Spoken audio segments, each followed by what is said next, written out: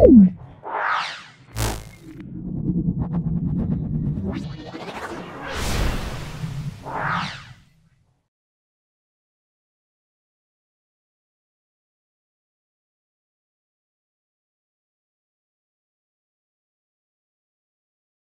Paper 20তম set আমরা শুরু করছি। এর আগে আমরা 19তম সেট সলভ করেছি।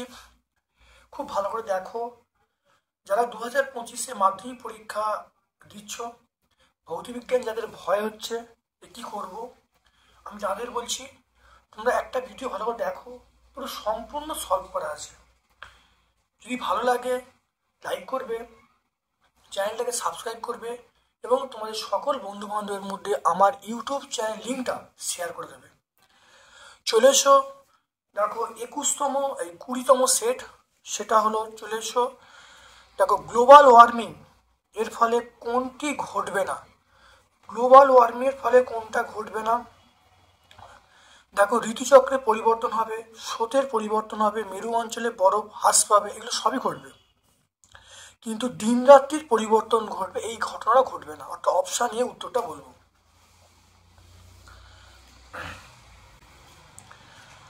কোনটি, দেখো কোনটি মোলার আয়তনকে সূচিত করে, মোলার আয়তনকে সূচিত করে আমরা বলবো, দেখে নাও, মোলার আয়তন আমরা বলবো V/N। কোন অপশানটা হবে? অবশ্যই অপশান এ হবে। মোলার আয়তনের কনসেপ্ট আমরা বলবো V/N। অর্থাৎ এরকম, অর্থাৎ মানে মোলার আয়তন বলতে এক মোল গ্যাসের আয়তন, STPতে এক মোল গ্যাসের আয়তনকে আমরা মোলার আয়তন বলবো। তাহলে এখানে মনে রাখবে V/N কথাটা মনে রাখবে। তারপর চলে আসো, STPতে 1.12 CO2-র মোল সংখ্যা কত? এটা আমরা বলবো 0.05। 0.05 কি করে দেখে নেব?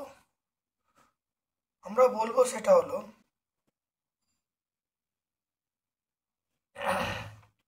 যেটা দেয়া আছে, কত দেয়া আছে দেখো, এখানে দেয়া আছে 1.12 বাই STPতে আয়তনটা।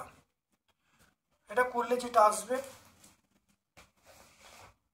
আসবে সেটা 0.05। তাহলে কোন অপশানটা হবে? দেখো আমি পেয়ে যাব, আমরা বলবো অপশান বি বলবো। দেখে নাও অপশান বি। দেখো লোহার দৈর্ঘ্য প্রসারণ গুণাঙ্ক আলফা, আয়তন প্রসারণ গুণাঙ্ক কি হবে? 3 আলফা হবে, তা 3 গুণ হবে। প্রিজমে আপাতন কোণ বাড়তে থাকলে চ্যুতিকোণ কি হবে? আপাতন কোণ বাড়তে থাকলে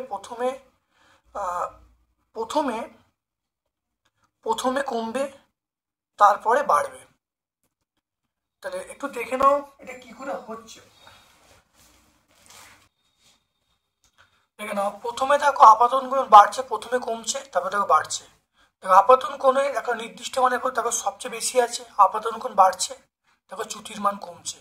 একটা সময় চ্যুতিটা কমে গেল, একদম ন্যূনতম হয়ে গেল, আপাতন কোণ বাড়ছে, দেখো বাড়ছে। তাহলে প্রথমে কমবে পরে বাড়বে, দেখো প্রথমে কমে পরে বাড়ে।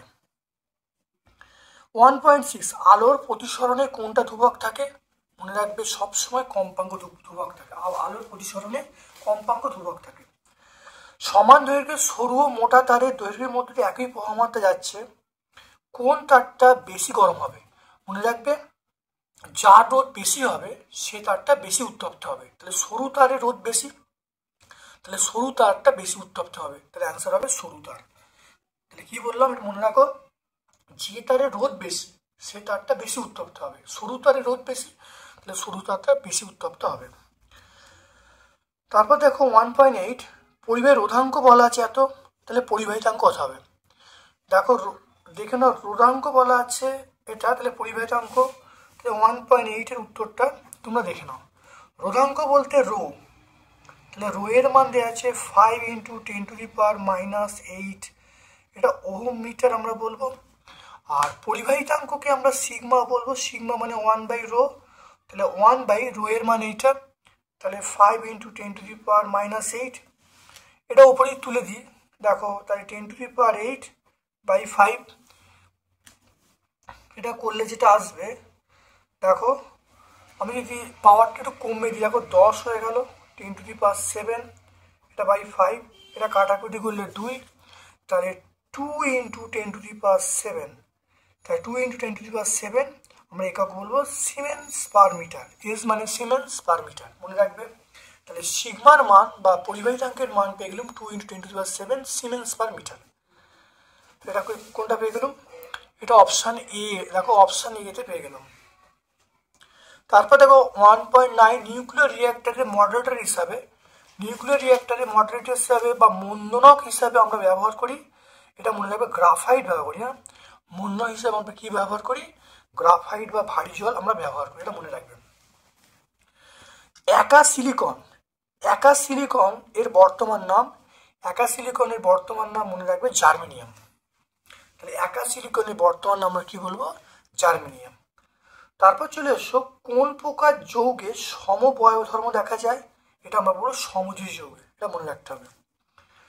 তারপর দেখো 1.12 জলে তড়িৎ বিচ্ছুরণে ক্যাথোডে উৎপন্ন হলো 22.4 গ্রাম গ্যাস।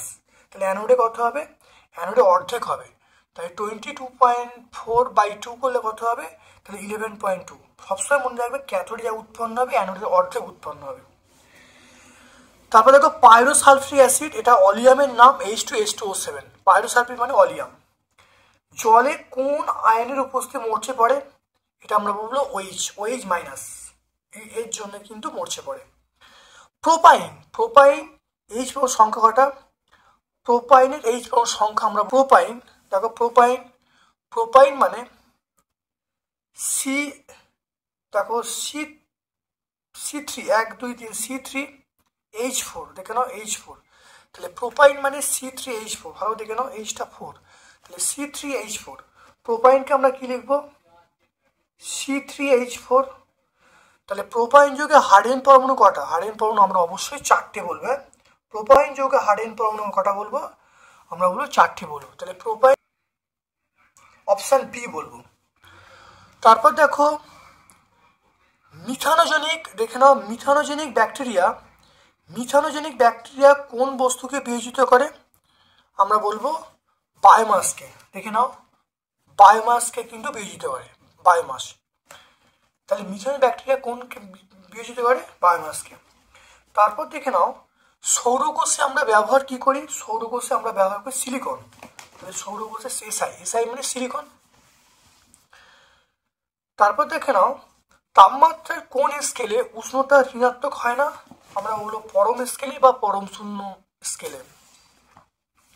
তারপর দেখে নাও চার্লসের সূত্র অনুসারে ভিটি লেখচিত্র কেমন হবে?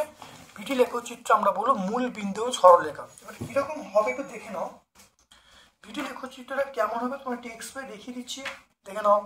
চার্লস সূত্রে ভিটি লেখচিত্র এইটা হবে, বুঝে গেল? তারপরে তোমরা চলে এসো সত্য মিথ্যা বলতে বলেছে 0 থেকে 4 ডিগ্রি পর্যন্ত জলের আয়তন প্রসারণের গুণাঙ্কের মান ধনাত্মক, ঋণাত্মক হয়, কারণ আয়তন না বেড়ে কমতে থাকে, তাই ঋণাত্মক হয়, তাহলে এটা মিথ্যা হবে। তাহলে 2.5টা আমরা কি বলবো? মিথ্যা বলবো। তারপরে অথবার প্রশ্ন আছে লোহা, ইনভার, তামা এদের মধ্যে সবচেয়ে দৈর্ঘ্য প্রসারণ গুণাঙ্ক কার কম? ইনভার। তাহলে অ্যান্সার হবে ইনভার, দেখে নাও ইনভার অ্যান্সার হবে। তারপর দেখে নাও উত্তর লেন্সে কোথায় বস্তু রাখলে বিবর্ধন হবে? এখন না ফোকাসের মধ্যে রাখলে বিবর্ধন হবে, বা যদি তোমরা F এবং 2F এর মাঝখানে রাখো তাহলে সেখানেও বিবর্ধন হবে। তাহলে F এবং 2F এর মাঝখানে রাখলে বিবর্ধন হবে, আর ফোকাসের মধ্যে রাখলে বিবর্ধন, দেখো লেখা আছে। তাহলে দেখে নাও F এর মধ্যে বা F এবং 2F এর মাঝখানে, যে কোনো একটা পরীক্ষা লিখলেই হবে। তারপর চলে এসো বিওটি। এক বিওটি সমান কত জুল? এক বিওটি 3.6 × 10⁶ জুল। এক বিওটি সমান আমরা বলবো, দেখে নাও 3.6 × 10⁶ জুল। দেখে নাও 1 কুলম সমান কত স্ট্যাট কুলম? 1 কুলম সমান আমরা বলবো 3 × 10⁹ স্ট্যাট কুলম। তাহলে অ্যান্সার হবে 3 × 10⁹। তারপর চলে এসো কোষের তড়িৎচালক বল, তো কোষের ইএমএফ 1.5 ভোল্ট বলতে কি বোঝায়?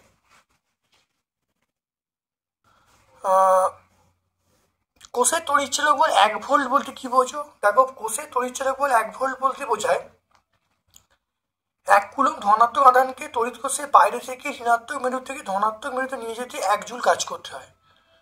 তো এটা হয়ে গেল। এবারে কোশ্চেনে বলেছে 1.5, তাহলে এখানে কোষের তড়িৎচালক বল 1.5 বলতে বোঝায় 1 কুলম্ব ধনাত্মক আধানকে তড়িৎ কোষের ভিতরে ঋণাত্মক মেরু থেকে ধনাত্মক মেরুতে নিয়ে যেতে 1.5 জুল কাজ করতে হবে। এটা চেঞ্জ হবে, 1-এর জায়গায় কি হবে 1.5 হবে, বাকি সব একই। এটা আমরা 63 পেজে পেয়ে যাব।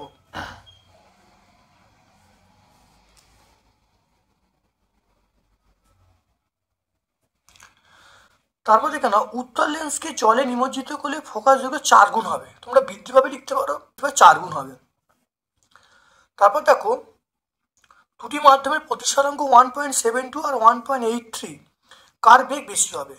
মনে রাখবে, যার প্রতিসরাঙ্ক কম তার বেশি হবে। তাহলে কার বেশি হবে? তাহলে 1.72 মাধ্যমের আলোর বেগ বেশি হবে, এই প্রতিসরাঙ্ক কম। তাহলে কোন মাধ্যমে আলোর বেগ বেশি হবে? তাহলে 1.72 এই প্রতিসরাঙ্কের মাধ্যমে আলোর বেগ বেশি হবে। আলফা কণার আধান হাইড্রোজেন আয়নের, আলফা কণার মধ্যে দেখো 2টো প্রোটন 2টো নিউট্রন থাকবে। তাহলে দেখো, তাহলে আলফা কণার মধ্যে দেখো 2টো প্রোটন 2টো নিউট্রন থাকবে, তাহলে দ্বিগুণ হবে। তাহলে আমরা এরকম ভাবে লিখবো। আর হাইড্রোজেন আয়নকে আমরা H+ লিখবো। এর দেখো 2 আছে, আলফা কণার আধান 2, এর আধান দেখ 1, তাহলে অ্যান্সার কি হবে? দ্বিগুণ হবে। তাহলে কত গুণ? 2 গুণ হবে। 1 ইউ ভরের সমতুল্য শক্তি আমরা কত বলবো? 931.2 MeV। এটা মুখস্থ রাখবে, মানটা মুখস্থ রাখবে, 931.2 MeV। যদি এই পয়েন্টের পরে মানটা মনে নাও থাকে তাহলে অসুবিধা নেই, তোমরা 931 লিখলে হবে। তারপরে দেখো ফ্লুরিন, ছকে দেখো ফ্লুরিন, এটা তড়িৎ ঋণাত্মক মৌল, এটা একেরটা। এটা অ্যালুমিনিয়াম আমরা বলবো অ্যালুমিনিয়াম আকরিক, আমরা গিবসাইট। তারপর দেখো সিরিয়াম হলো আমরা বলবো ল্যান্থানাইটস। পারদ আমরা বলবো অ্যামালগাম বলবো। ত্রিবন্ধনযুক্ত একটি মৌলিক অণু আমরা বলবো নাইট্রোজেন বলবো।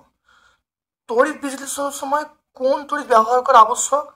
এটা সমপ্রবাহ, আমরা কি বলবো? সমপ্রবাহ আমাদের ব্যবহার করি, যাকে ডিসি বলা হয়। সুপার হ্যালোজেন কাকে বলে? সুপার হ্যালোজেন আমরা কি বলবো? ফ্লুরিনকে বলবো। সুপার হ্যালোজেন আমরা বলবো ফ্লুরিন, F সংকেত হলো F। এবার ফ্লুরিনকে বলা, এই যে ফ্লুরিন যে বলা আছে, এই যে ফ্লুরিন, একে বলে সুপার হ্যালোজেন। দীর্ঘ পর্যায় সারণীতে চ্যালকোজেন মৌলগুলি কোন শ্রেণী থাকে? চ্যালকোজেন মৌল দেখে নাও। চ্যালকোজেন মৌল দেখো গ্রুপ 16, তাহলে কত নম্বর গ্রুপে আমরা বলবো? 16 নম্বর গ্রুপে অবস্থান করছে। তারপর দেখো, কপার সালফেটের দ্রবণে H2S পাঠালে পদক্ষেপ বা সংকেত। কপার সালফেটের দ্রবণে H2S দেখে নাও।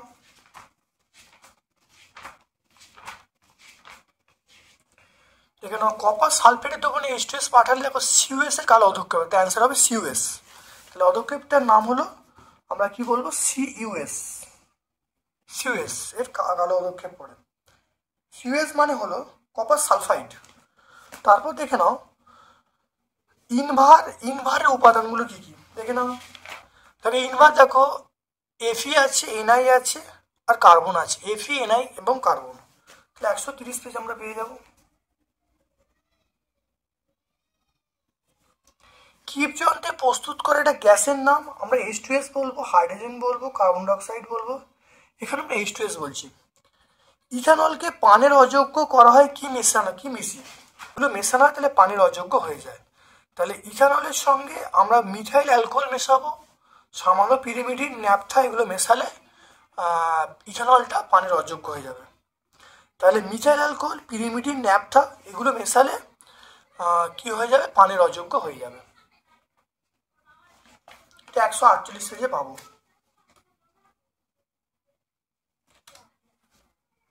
তারপর দেখো গ্রিন হাউস এফেক্ট কাকে বলে দেখে নাও। গ্রিন হাউস এফেক্ট খুব ভালো দেখে নাও। গ্রিন হাউস এফেক্ট এখানে পরিষ্কার আছে, তোমরা দেখো ছায়া প্রকাশনী বই বা দুয়ারি গাঙ্গুলি মাইতি দেখো পরিষ্কার পেয়ে যাবে, পেজ নাম্বার 4-এ তোমরা পেয়ে যাবো গ্রিন হাউস এফেক্ট বা গ্রিন হাউস প্রভাব।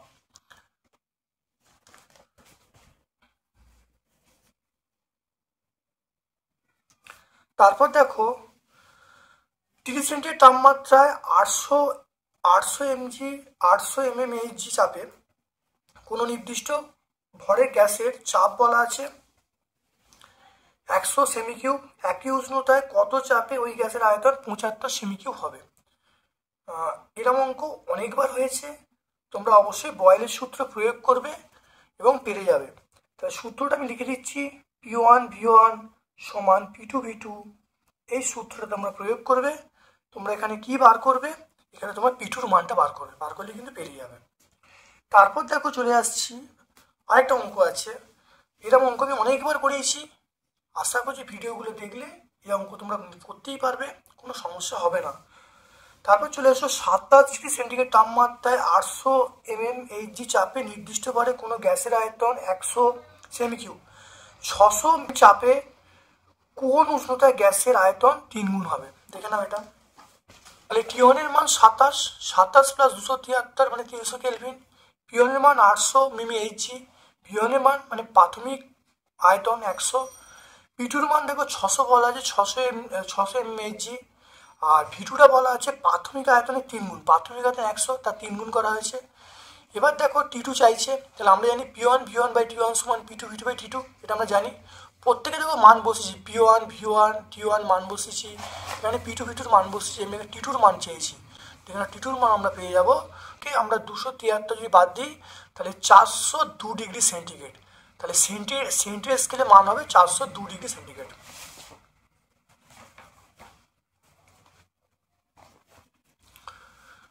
নাও ডিসি অপেক্ষা এসির সুবিধা কি কি, এটা অনেকবার হয়েছে, অনেকবার ব্যাখ্যা করেছি, তোমরা দেখে নেবে। এটা আমরা ডিসি অপেক্ষা এসির সুবিধা কি কি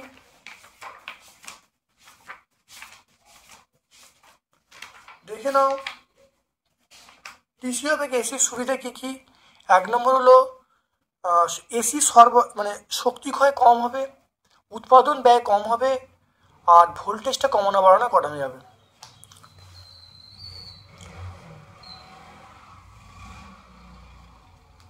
তারপর দেখো প্রমাণ করো বায়ু ছাড়া অপর মাধ্যমে প্রতিসরাঙ্ক 1-এর থেকে বেশি হবে, দেখে নাও এটা ছোট্ট প্রমাণটি। প্রতিসরাঙ্ক মিউ সমান আমরা জানি C/V, এটা আমরা জানি। তাহলে মিউ সমান C, মিউ মানে প্রতিসরাঙ্ক, C মানে শূন্য মানে আলোর বেগ, আর V মানে কোনো একটা মাধ্যমে মানে আলোর বেগ। C এর মান কত, C এর মান 3 × 10⁸ মিটার/সেকেন্ড। তাহলে C এর মান সবসময় কি হয়, C এর মান সবসময় V এর থেকে বড় হয়। তাহলে C এর মান যদি V এর থেকে বড় হয় তাহলে প্রতিসরাঙ্কের মান সবসময় 1-এর থেকে বড় হবে, তো এটা বলতে পারি, দেখে নাও। তাহলে সেটাই বলতে পারি, দেখো প্রতিসরাঙ্কের মান সবসময় দেখো 1-এর থেকে বড় হচ্ছে, বুঝে গেল।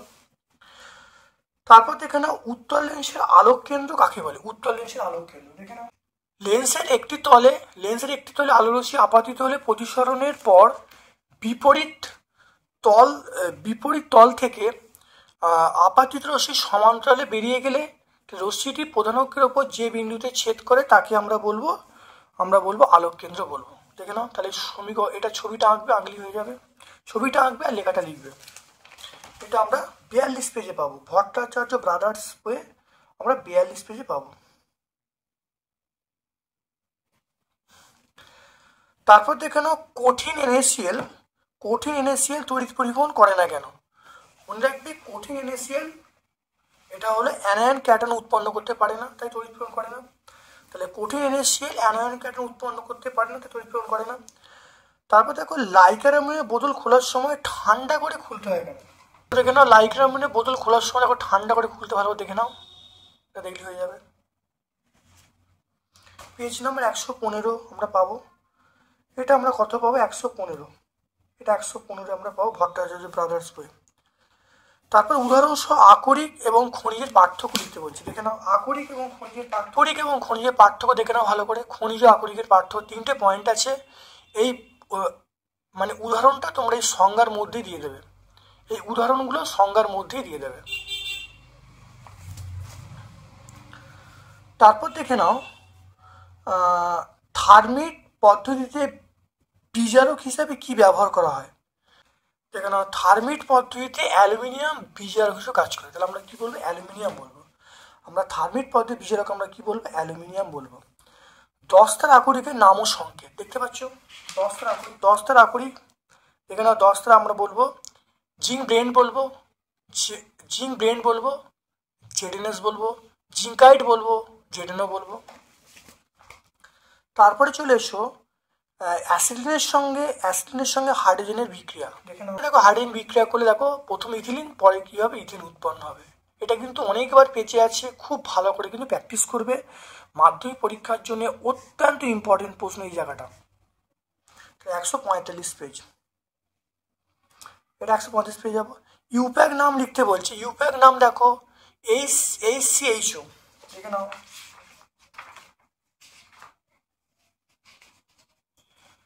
দেখে নাও HCHO এর ইউপ্যাক নাম তোমরা দেখতে পাচ্ছ, এটা আমরা বলবো মিথানল। ইউপ্যাক নাম হলো মিথানল। তারপর দেখে নাও CH3CHOH দেখে নাও CH3CHOH এটার নাম হলো তাহলে প্রোপান টুঅল। তাহলে দুটো ইউপ্যাক নাম আমরা বলে দিলাম। তাহলে দুটো বলে দিলাম, খুব ভালো লিখে নেবে খাতায় বা বইয়ে দাগ দিয়ে নেবে। তারপরে দেখো পিভি সমান এনআরটি, এই সমীকরণের থেকে মানে আণবিক ভর এবং ঘনত্ব কিভাবে নির্ণয় করা যায় সেটা তুমি বলো। উত্তরটা তোমরা এখান থেকে পরিষ্কার পেয়ে যাবে। দেখো এম এর মান বার করে নিয়েছি, এখান থেকে ঘনত্বের মান দেখে নাও। তাহলে উত্তরটা তোমরা এখান থেকেও পেয়ে যাবে। দেখে নাও খুব ভালো করে, দেখতে পেলে? এটা সহায়িকায় 57 পেজে, ছায়া প্রকাশনের যে সহায়িকা আছে তার 57 পেজে আমরা পেয়ে যাব। তারপর দেখে নাও 4.2 এনটিপিতে 44.8 লিটার হাইড্রোজেন উৎপন্ন করতে জিঙ্কের সঙ্গে কত গ্রাম H2SO4 বিক্রিয়া করাতে হবে? দেখে নাও। জেডএন, খুব ভালো করে দেখে নাও। জেডএন প্লাস H2SO4 আমরা বলবো জেডএনএসO4 প্লাস H2, এটা মানে 65। এটা দেখো এর যে আণবিক ভর আমরা বার করে নিলাম, এটা মানে 2 মোল। তাহলে 22 দেখে নাও 22.4, তাহলে 22.4 লিটার হাইড্রোজেন উৎপন্ন করতে H2SO4 প্রয়োজন কত? 98 গ্রাম।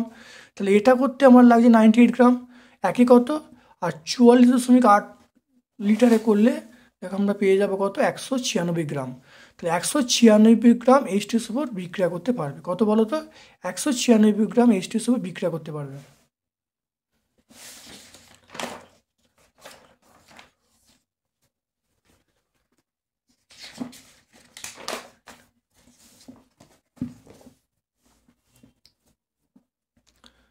তারপর দেখে নাও তারপরে 48 গ্রাম, দেখে নাও 48 গ্রাম কার্বনকে অক্সিজেনে পোড়ালে যে পরিমাণ CO2 উৎপন্ন হয় তা উৎপাদনের জন্য কত পরিমাণ CaCO3 সঙ্গে HCl বিক্রিয়া ঘটানো যাবে? দেখে নাও খুব ভালো করে দেখে নাও। C+O2 মানে CO2, তাহলে C মানে 12 আর CO2 মানে 44 গ্রাম। তাহলে 12 গ্রাম কার্বন থেকে CO2 পাওয়া যায়, কার্বন ডাইঅক্সাইড পাওয়া যায় 44 গ্রাম। আর একে কত? আর দেখো কোশ্চেনে 48 গ্রাম দেওয়া আছে, তাহলে 48 বার করে নিলাম। তাহলে একে বার করলাম, 48 বার করে নিলাম। তাহলে 48 কত হলো দেখে নাও, এটা 176 গ্রাম পেয়ে গেলাম, 176 গ্রাম। এরপরে দেখো CaCO3 প্লাস 2HCl, তো এরপর দেখে নাও CaCO3 প্লাস 2HCl সমান CaCl2 plus CO2 plus H2O। তাহলে এবার খুব ভালো করে দেখো, এই 44 গ্রাম কার্বন ডাইঅক্সাইড থেকে CaCO3 পাওয়া যায় কত? 100 গ্রাম। তাহলে 44 গ্রাম থেকে CaCO3 পাওয়া যায় 100 গ্রাম, আর একে কত? আর এখানে দেখো কত বেরোচ্ছে দেখে নাও, এখানে দেখো 176। এখানে 44 গ্রাম CO2 থেকে পাওয়া যায় কত? সেটা হলো 100 গ্রাম, একে কত আর 176 কত? এটা করলে আমরা পেয়ে যাবো, দেখো এখানে আমরা পেয়ে যাবো 400 গ্রাম। তাহলে প্রয়োজনীয় ক্যালসিয়াম কার্বনেট হলো 400 গ্রাম।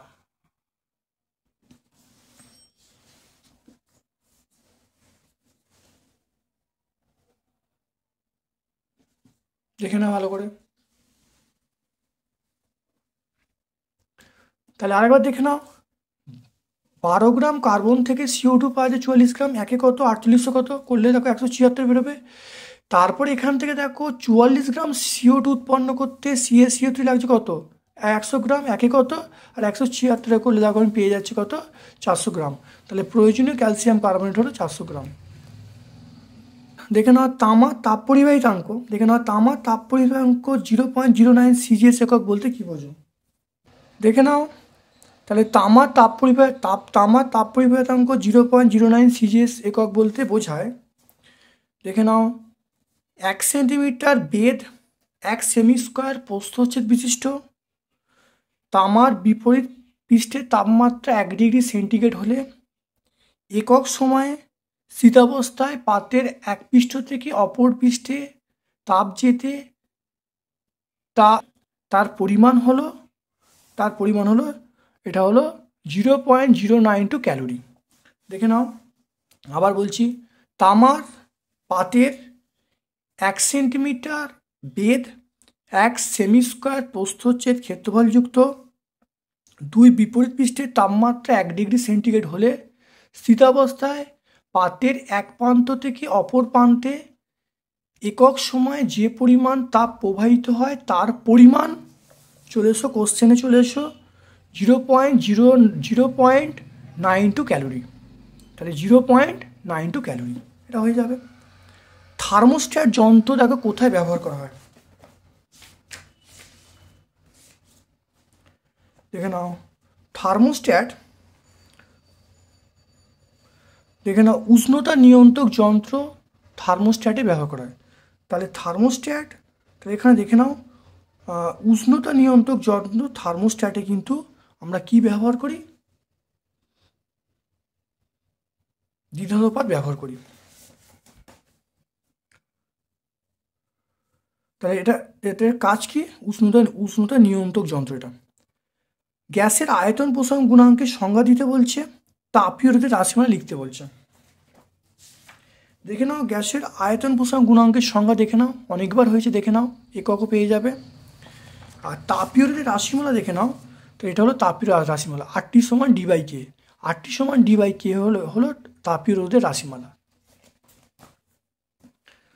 তারপরে চলে এসো আলোকরশ্মি প্রিজমের মধ্য দিয়ে যায় চ্যুতিকোণের রাশিমালা বলছে ডেল্টা = I1 + I2 - A। বহুবার হচ্ছে, প্রত্যেকটা পেজে পেজে আছে, 2025 মাধ্যমিক পরীক্ষার জন্য অত্যন্ত ইম্পর্টেন্ট প্রশ্ন এটা। দেখে নাও প্রত্যেকটা পেজে আছে, ভালো করে দেখে নাও। এই প্রমাণটা তোমরা অবশ্যই যারা করোনি ভালো করে করে নেবে, যারা করেছো আবার প্র্যাকটিস করবে। এটা আমরা 45 পেজে পাবো, পেজ নাম্বার 45, এটা দুয়ারি গাঙ্গুলি মাইতি এই বইয়ে 45 পেজে পাবো। তারপর দেখানো দর্পণের বক্রব্যাসার্ধ বলা আছে ফোকাস দৈর্ঘ্য, বক্রসে বলা আছে ফোকাস দৈর্ঘ্য কত, এটা হলো এখানে আর এর মান দেওয়া আছে 30 সেন্টিমিটার, আর এফ এর মান চাইছে F = আমরা জানি R/2, তাহলে 30/2 মানে আমরা কত বলবো 15 বলবো। তাহলে F = আমরা বলবো 15 সেন্টিমিটার। তাহলে ফোকাস দৈর্ঘ্য হয় 15 সেন্টিমিটার। তারপর দেখো অবতল দর্পণের ফোকাস দৈর্ঘ্য 20 সেন্টিমিটার হলে বক্রদেশে কত হবে, তাহলে ওটাও কত হবে দেখো না, একইভাবে হবে।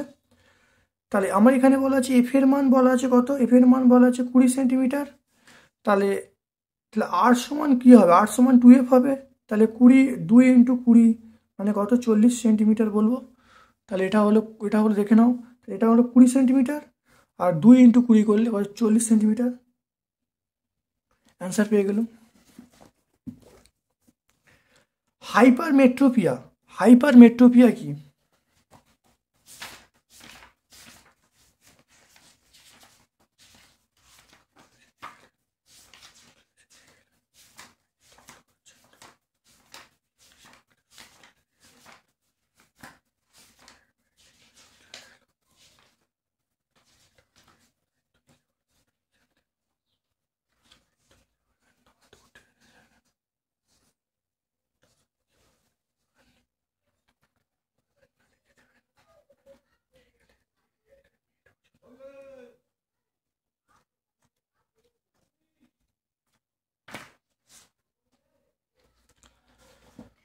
তাহলে কোনো হাইপারমেট্রোপিয়া দেখে নাও। হাইপারমেট্রোপিয়া এটা কেন হয় কারণটা প্রতিকার দেখো, এটা আমরা বলবো উত্তর লেন্সযুক্ত চশমা, উত্তর লেন্সযুক্ত চশমা ব্যবহার করতে হবে।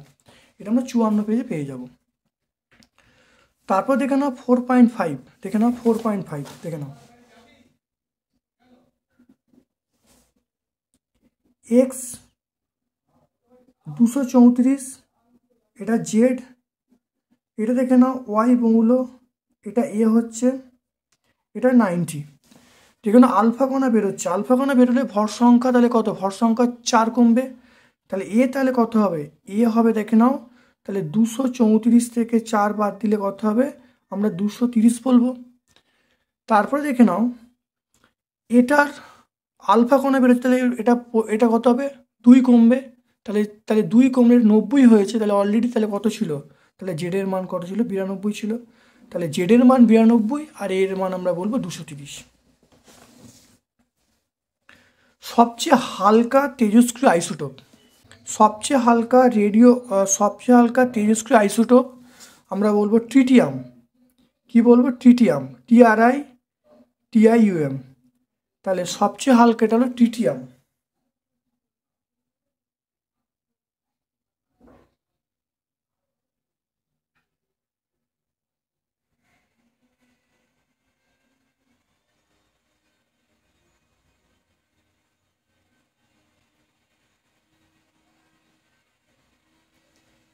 তাহলে আমরা কি বলবো, সবচেয়ে হালকা রেডিও অ্যাক্টিভ আইসোটোপ সেটা আমরা বলবো ট্রিটিয়াম বলবো। মৌল যদি বলি ট্রিটিয়াম, এটা বললো, যদি বলে মৌলটা হলো ট্রিটিয়াম, আর যদি বলা হয় আইসোটোপ তাহলে ওটা একই অ্যান্সার হবে। তারপর চলে এসো, তারপর দেখো 3টি রোধ আছে, 2:3:5 অনুপাত আছে, কম রোধটা বলা আছে, একবার শ্রেণী সময় সমান্তর সময় রাখা আছে, তুল্য রোধ কত হবে দেখে নাও।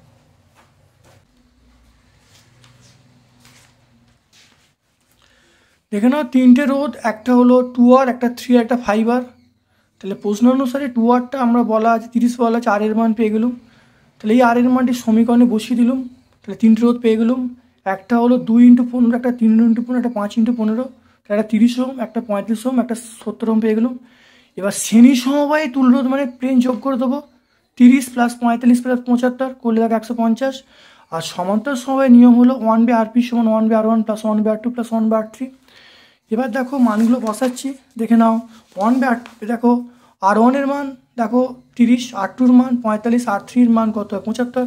প্রত্যেকের মানগুলো বসিয়ে দেখো এইটা লসাও করেছি, 30, 45, 75 লসাও কত 450, দেখো 450 লসাও করলে 31/450, তাহলে 1/Rp = 31/450, Rp = 450/31।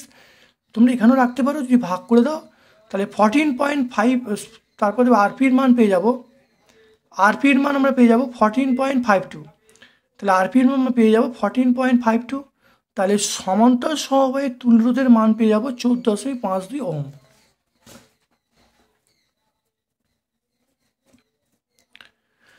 তারপরে দেখে নাও অথবার প্রশ্নটা আছে, খুব ভালো দেখে নাও অথবার প্রশ্নটা, তড়িৎ প্রবাহমাত্রার সময় অপরিবর্তিত রেখে কোনো পরিবাহীর প্রবাহমাত্রা অর্ধেক এবং রোধ দ্বিগুণ করলে উৎপন্ন তাপ কীভাবে পরিবর্তিত হবে।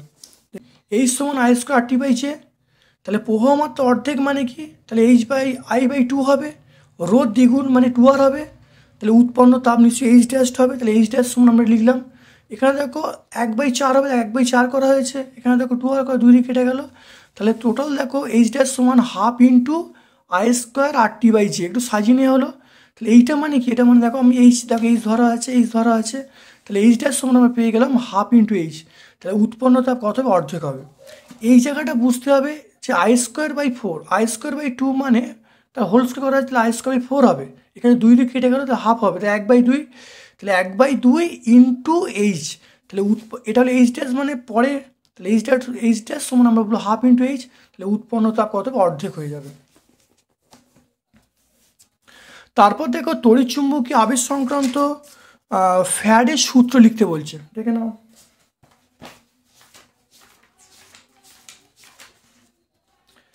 দেখে নাও ফ্যারাডের দুটো সূত্র আছে, ভালো করে দেখে নাও, এই দুটো সূত্র বলে এসে যাবে, ভালো করে দেখে নাও, অনেকবার হয়েছে। এটা হলো টেক্সট বই 81-তে আমরা পেয়ে যাবো, দুয়ারি গাঙ্গুলি মাইতি 81 পেজে। তারপর দেখো আলফা বিটা গামা রশ্মির আয়নন ক্ষমতা তুলনা করতে বলছে, আয়নন ক্ষমতা। গামা রশ্মি দেখে নাও আয়নন ক্ষমতা, তাই দেখো আয়নন ক্ষমতা গ্যাস আলফার সবচেয়ে বেশি, তারপরে বিটা। দেখে নাও তুলনা করতে, আলফার সবচেয়ে বেশি, বিটার তারপরে। 90 পেজ আমরা পেয়ে যাব, এটা পেজ নাম্বার 90-এ আমরা পেয়ে যাব। পরিবর্তী প্রবাহ কাকে বলে? দেখে নাও, তড়িৎ প্রবাহের অভিমুখ নির্দিষ্ট সময় অন্তর পর্যায়ক্রমে পরিবর্তিত হলে তাকে আমরা বলবো পরিবর্তী প্রবাহ বা এসি বলবো। এটা পেজ নাম্বার 82-এ পেয়ে যাব। তারপর দেখো নিউক্লিয়, দেখে নাও নিউক্লিয় বন্ধন শক্তি কাকে বলে? নিউক্লিয় বন্ধন শক্তি, দেখে নাও নিউক্লিয় বন্ধন শক্তি খুব ভালো করে দেখে নাও, এটা নিউক্লিয় বন্ধন শক্তি ভালো দেখে নাও, খুব ভালো দেখে নাও, পেয়ে যাবে পেজ নাম্বার 91। পর্যায় সারণী দেখে নাও, পর্যায় সারণীতে এইচ এর স্থান বিতর্কিত ব্যাখ্যা করতে বলছে। দেখে নাও,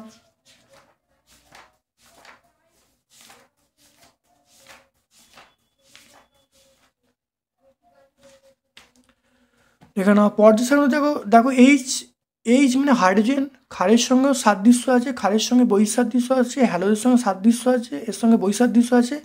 এই জন্যে আমরা হাইড্রোজেনকে দুষ্ট মৌল বলি। তাহলে হাইড্রোজেনকে একেও বসানো যায়, 17 বসা যায়, এই জন্যই হাইড্রোজেনের অপর নাম হলো দুষ্ট মৌল। দেখে নাও ভালো করে, আমরা দুটো করে পয়েন্ট লিখে দেবো, লিখলে উত্তর চলে আসবে। এটা 100 পেজে আমরা পেয়ে যাবো, পেজ নাম্বার 100, এটা আমরা বলবো পেজ নাম্বার 100 আমরা পেয়ে যাব। তারপর দেখো তড়িৎ ঋণাত্মকতা কাকে বলে? বহুবার হয়েছে, অনেকবার হয়েছে, ভালো করে দেখে নাও তড়িৎ ঋণাত্মকতা কাকে বলে। দেখে নাও, অন্য কোনো মৌলের পরমাণুর সঙ্গে সমযোজী বন্ধনে থাকা অবস্থায় বন্ধন সৃষ্টির ইলেকট্রন জোড়কে অন্য কোনো মৌলের নিজের দিকে আকর্ষণ করার ক্ষমতাকে আমরা বলবো তড়িৎ ঋণাত্মকতা। দেখতে পেলে, মৌলের তড়িৎ ঋণাত্মকতা পর্যায় সারণীতে কীভাবে পরিবর্তিত হয়? দেখে নাও খুব ভালো দেখে নাও, যখন পর্যায় বরাবর যাব বাম থেকে ডানে গেলে বৃদ্ধি পাবে, আর শ্রেণীগতভাবে গেলে ওপর থেকে নিচে গেলে হ্রাস পাবে। এটা লিখলে হবে, এটা আমরা 102 পেজে পাবো, এটা উত্তরটা আমরা পাবো 102, এটা 102 আমরা পাবো 102। তারপর দেখো কিসের ভিত্তিতে তড়িৎ বিশ্লেষণ মৃদু এবং কিসের ভিত্তিতে তড়িৎ বিশ্লেষণকে মৃদু এবং তীব্র শ্রেণীবিভাগ করা হয়েছে? একটি তীব্র তড়িৎ পদার্থের নাম লিখতে বলছে। তড়িৎ পরিবাহিতার ক্ষমতা অনুসারে আমরা তড়িৎ বিশ্লেষক পদার্থকে দুভাগ ভাগ করে, তীব্র একটা মৃদু। তাহলে এবার দেখো তীব্র উদাহরণ আমরা NaCl বলবো বা KCl বলবো, আর মৃদুর উদাহরণ আমরা কি বলবো? CaCC বলবো। তাহলে 112 পেজে আমরা পেয়ে যাব, এটা আমরা পেয়ে যাবো 112। তারপর দেখে নাও নাইট্রোলিম কি, এটা কিভাবে তৈরি হয় ব্যবহার লিখতে বলছে।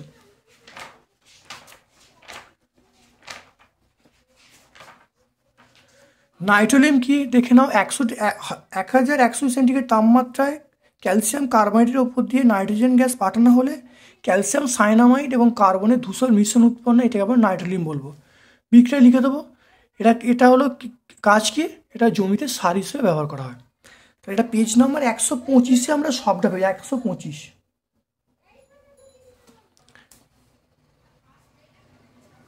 তারপর দেখো ডিনেচার স্পিরিট কাকে বলে ব্যবহার, দেখে নাও ডিনেচার স্পিরিট কাকে বলে পেয়ে যাবে। এর ব্যবহার দেখো স্টোভ, স্পিরিট, ল্যাম্পের জ্বালানি হিসেবে ব্যবহার করি, এটা 148 পেজ আমরা পেয়ে যাব। সিএনজির মূল উপাদান দেখে নাও, সিএনজির মূল উপাদান আমরা বলবো মিথেন। তাহলে সিএনজির মূল উপাদান আমরা বলবো মিথেন, আর ওটা আমরা পেয়ে যাব 148 পেজে পেয়ে যাব, 148 পেজে পেয়ে যাব। অ্যাসিটিক অ্যাসিডের সঙ্গে পৃথকভাবে NaCO3 এবং C2H5OH বিক্রিয়া করানো হচ্ছে।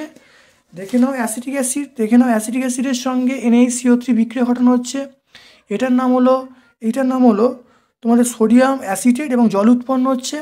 তারপরে তোমরা দেখো অ্যাসিটিক অ্যাসিডের সঙ্গে ইথাইল অ্যালকোহলের বিক্রিয়া ঘটানো হচ্ছে, এটার নাম হলো এস্টার এবং জল উৎপন্ন হচ্ছে। দুটো বিক্রিয়া লিখে দেবো, ভাষা লিখে দেবো, উত্তর হয়ে যাবে। এটা পেজ নাম্বার তোমরা পেয়ে যাবে 147-এ। তো এটা পেয়ে যাবে টোটাল 147-এর সব উত্তরটা পেয়ে যাবে। একটি জৈব ভঙ্গুর পলিমারের নাম আমরা বলবো সেলুলোজ। জৈব ভঙ্গুর পলিমারের নাম আমরা কী বলবো? আমরা সেলুলোজ বলবো, এটা বর্গীর জয়। তাহলে জৈব ভঙ্গুর পলিমারের নাম সেলুলোজ বলবো, শেষসার বলবো, এগুলো জৈব ভঙ্গুর পলিমার।